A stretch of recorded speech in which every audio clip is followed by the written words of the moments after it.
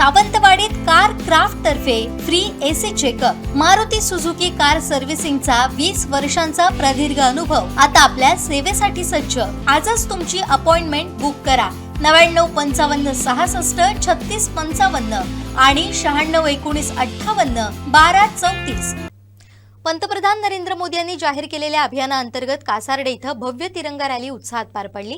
रॅलीत माजी केंद्रीय मंत्री तथा विद्यमान खासदार नारायण राणे, पालकमंत्री नितेश राणे यांच्यासह भाजपचे पदाधिकारी, कार्यकर्ते, विद्यार्थी, जिल्हाभरातील नागरिक मोठ्या संख्येने सहभागी झाले होते।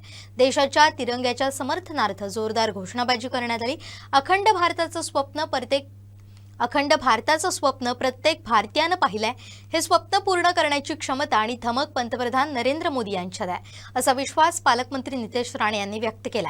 रॅलीत आमदार अजित गोगटे, भाजप जिल्हाध्यक्ष प्रभाकर सावंत, युवा मोर्चा जिल्हाध्यक्ष संदीप मेस्त्री, माजी जिल्हा परिषद अध्यक्ष संदेश सावंत, माजी जिल्हा बँक अध्यक्ष सतीश सावंत, तालुकाध्यक्ष मिलिंद मेस्त्री, दिलीप तळेकर, जिल्हा परिषद सदस्य मनोज रावराणे, जिल्हा परिषद सदस्य सुप्रिया मेस्त्री, पंढरी वायंगणकर सहभागी झाले होते।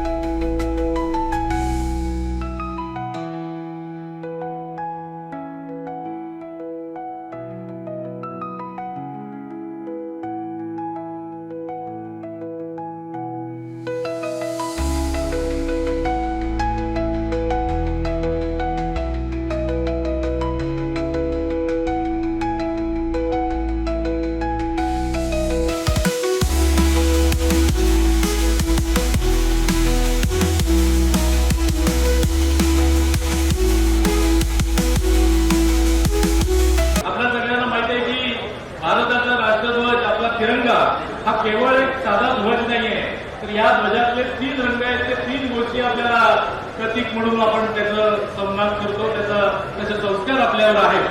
त्याग आणि समर्पणाचं प्रतीक आहे, यामध्ये विकास आणि समृद्धीचं प्रतीक आहे, शांतता आणि सत्याचं प्रतीक आहे।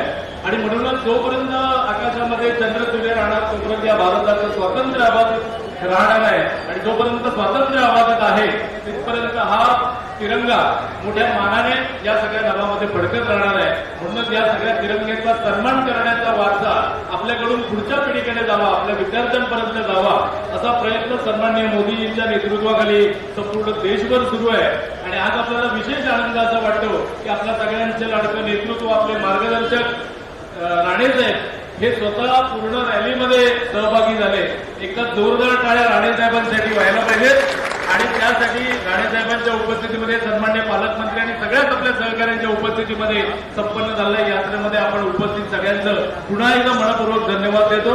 स्वातंत्र्य दिनाच्या पूर्वसंध्येला तुम्हाला सगळ्यांना 80व्या स्वातंत्र्य दिनाच्या खूप खूप हार्दिक शुभेच्छा देतो आणि माझं मनोगत थांबवतो। जय हिंद। मी एक देशभक्त राष्ट्रप्रेमी म्हणून तुम्हाला शुभेच्छा देण्यासाठी आवर्जून इथे उपस्थित आहे। देशाचे आदरणीय